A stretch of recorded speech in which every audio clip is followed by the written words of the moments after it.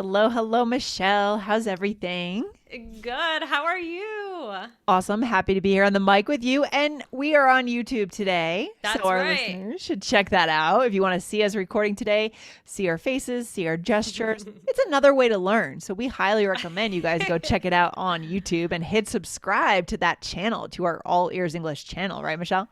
Absolutely. Definitely hit subscribe so you don't miss anything. Lindsay, I have a question for Okay. you. Yes. When somebody asks you, what are your hobbies? How do you feel?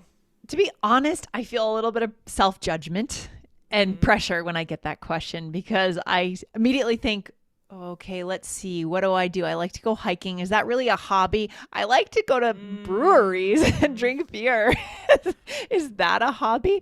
right. Craft beer is hot right now. It's kind of artisanal, but that's drinking alcohol. Is that a hobby? Is that okay? I like to hang out with my dog. Is that so? There's a lot of self judgment that I goes think in. so too. There's kind of like a lot. I don't know why a hobby is such a nice word. We're A talking nice about word. doing things we enjoy, Simple things word. things Mm-hmm. for fun. But for some reason, I do think like if somebody asks me what are your hobbies, I'm like, Right. I Right. I wouldn't. I'm not on like a soccer team. Like I'm not I like to spend time with my family. I like to sing and stuff like that, but Yeah. I wouldn't say the I don't know. It's a tough thing. So I found an article that kind of resonated with this that I wanted to dive into a little bit today, and then we're going to talk more about language for talking about hobbies and things like that.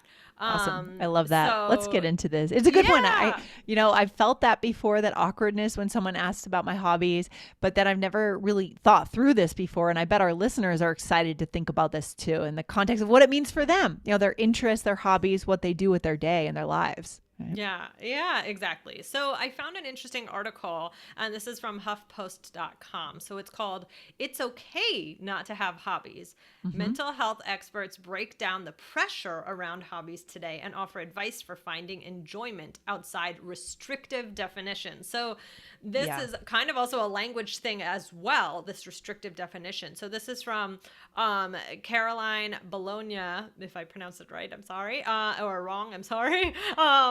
This was from October 20th, 2022, from HuffPost again. So let's talk about it. I mean, yeah, when you hear the word hobby, what do you think of? Oh, it feels very restrictive. It feels simple. It kind of feels like a term that might be going out of style a little bit Mm-hmm, because I would mm-hmm. rather talk about projects, interests, passions, ways I spend my time. But hobbies feels like it needs to fit into a clear box. Like I Yeah, play bridge on Saturdays, right? That feels right. like a hobby, but I don't do that, Yeah. And so I like things like, for example, meditation, attending Dharma talks. It's my spiritual life. It's important to me. Is it a hobby? It's not quite a hobby, right? Because it's not, Right. you don't do it for enjoyment. It doesn't fall into that box, but it's a big part of my life where I might fill that with a traditional hobby if I didn't do that. So that's why it feels weird when someone uses that word hobbies.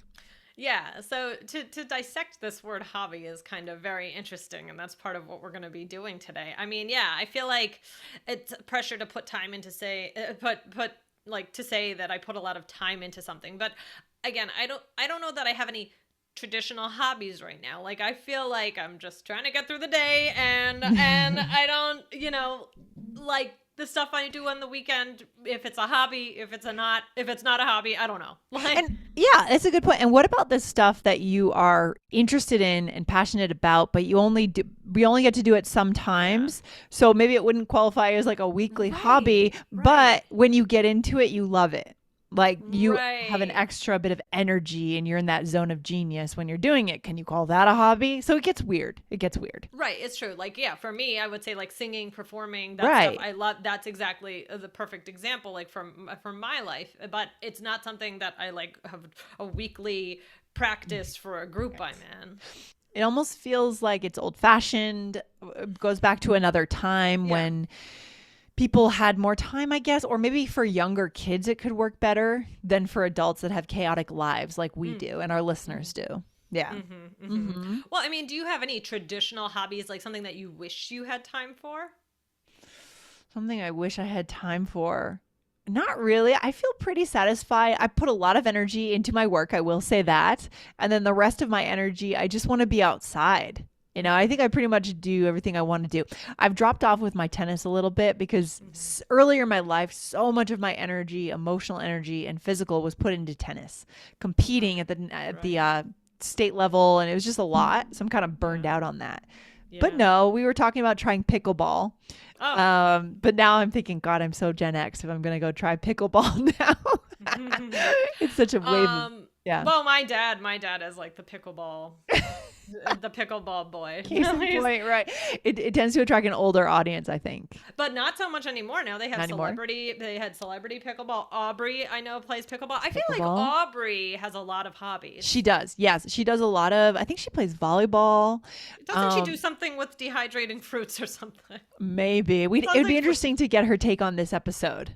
Yeah, know? because I Yeah. feel like she really like puts time in her hobbies, and I think that's amazing. Like I wish Yeah. I like could take a tip from her in some ways Absolutely. about hobbies. Yeah, But I wonder totally. what she would say about it. Mm-hmm. Yeah, but I wish I had time for like a performance to be more of a hobby or learning languages as well. So Yeah. Mm-hmm. But yeah, I mean, Lindsay, is traveling a hobby? Is trying new foods? See, that's a why I hobby? think the word, we have to just abolish the word entirely because it doesn't fit all these beautiful things and interesting things about us. Of course, we love to travel. You like to travel. You feel alive. You favor traveling, but you don't travel every week necessarily. So you Right. couldn't really say it's a hobby. Right. That's the right, problem. Right. Mhm. Well, so the article talks a lot about this kind of stuff. So I'm gonna give two quotes from it. Okay, So the I love first it. one is, a lot of times labels like the word hobby can have the propensity to evoke anxiety in us. Oh. Barry Schwartz, a psychotherapist based in New York City and Charleston, South Carolina, told HuffPost, "We can panic or freeze when we're put on the spot to answer with confidence what we enjoy. Why can't I think of anything? Are my hobbies considered hobbies? Am I lacking in some way in their mind?" Oh my gosh, exactly my feeling. Exactly what you're saying. Yeah, exactly. Like it's almost like I don't know. And then does everybody else have these amazing hobbies? Right. But then there's another quote.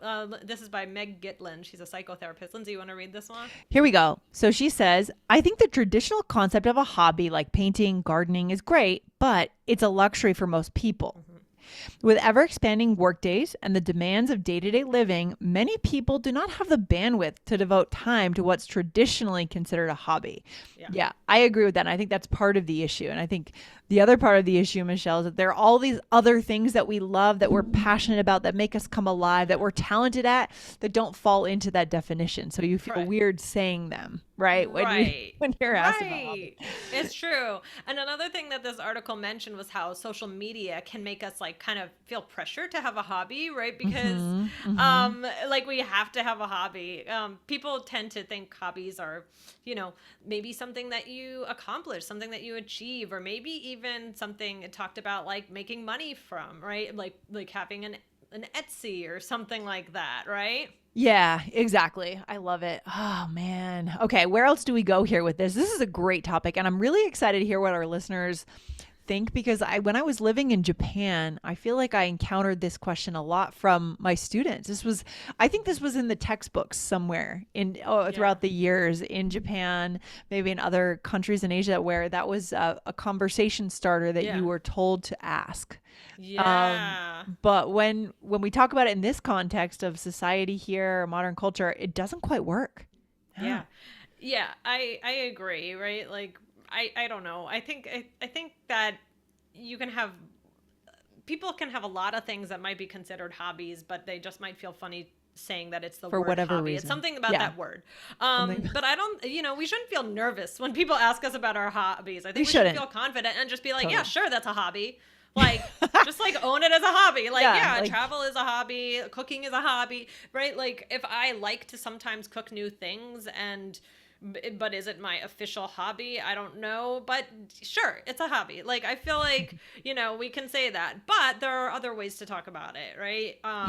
So exactly. In my free time, right? Or in my spare time, you could say that.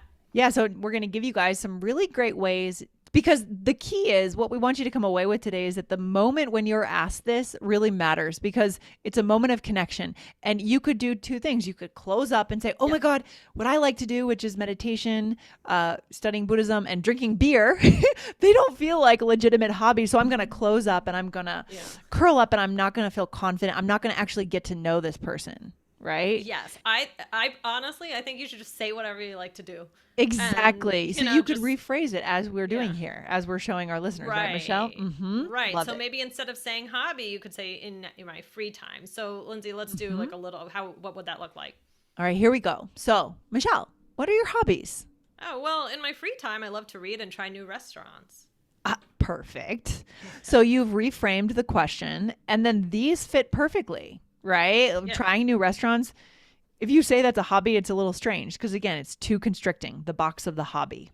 I love it. Right. Mm-hmm. I'm not in a pickleball league. Right. Like right, that. Exactly. Like I feel like that's like a hobby. Right. So instead of asking what are your hobbies, which I think can sound a little bit out of date. I don't know. You could say, what do you do in your free time? What do you do in your downtime? Or what do you do for fun? How do you spend your time? These are all really great alternatives, guys. So, write these down as we go through today's episode. So you want to ask me, Michelle, what do you do? So what do you like to do in your free time, Lindsay? Well, I love to just kick back and relax in front of the TV. I feel like I'd have a lot of shame about saying that too. But you know what? It's also very human because it is. We know that most people do that. Yes. And that can still lead to something, right? It's better than saying like, oh yeah, I don't know, just, hang out, right?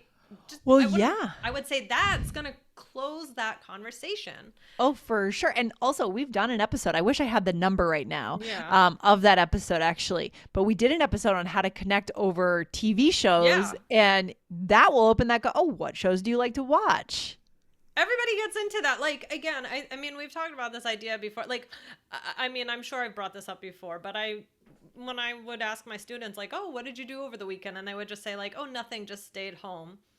Oh, right. Like, you just, like, shut the door, right? We're missing an opportunity, right? Guess what? I stayed home for part of the weekend, too. Maybe I cooked spaghetti, right? Like it doesn't matter. It just I think with this whole thing is just be confident because I think a lot of people are more similar than they realize with the whole hobby thing, especially nowadays. Right. And don't feel bad. And be honest. Like, don't feel like you have to come up with something that feels like a hobby. Like, answer it truthfully. Like, if you love to try new restaurants, maybe it's not a hobby, but like, oh, I love new restaurants. Last week, I just tried this Ethiopian place on the Upper West Side. Right. And then what really matters is you're showing your passion. That's what builds connection. It's not answering a question perfectly accurately. And a lot of these kinds of things other people like to do too. Like, oh, I like to eat and I like to try new restaurants. Well, most people like to try new restaurants, like from time to time, Exactly. So I don't think that I think people can identify with it. Like, try restaurants, cook new things, like, I mean, sure, if there's something especially unique, that's even more exciting, but these still can connect you to others. Like in some ways, just like the more human, the better. The more human, the better. The more human, the better. 100%. Have that confidence to answer the question in a weird way, in a way that's very you, right? That's very you. I love it. Right. So yeah, and actually I do have an episode. We had episode 567, which was how to talk about the hobbies you want to start in English. So that could be another good one to listen to, but there we use the expression I can't remember if we used it there or if I just added this as another one, but for fun. So like, what do you like to do for fun, Lindsay? Oh, I love to explore new neighborhoods in my city.